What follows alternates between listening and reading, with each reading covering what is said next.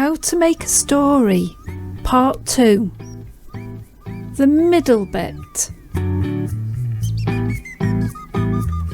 In the middle is where all the big stuff happens. We learn about the problem and describe how our characters react to it. Just like the beginning, we need to know the characters, the place, the time and what the problem is.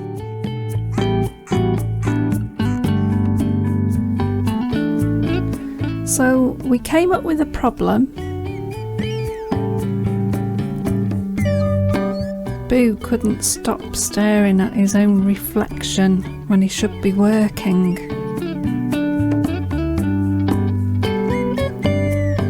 Who is involved in the story? Well, we've got Boo, who's the main character.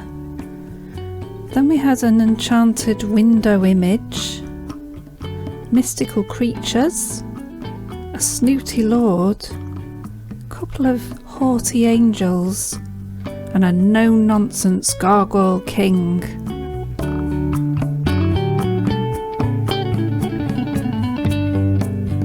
So what's happening? He keeps staring in the window, staring at his own reflection when he should be there to scare away any leering demons. He's not doing his job.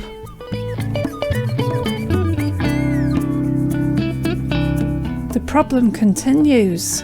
It doesn't matter what anyone says, he still carries on, blowing his own trumpet, telling everyone how good looking he is, and not doing the job he's there to do.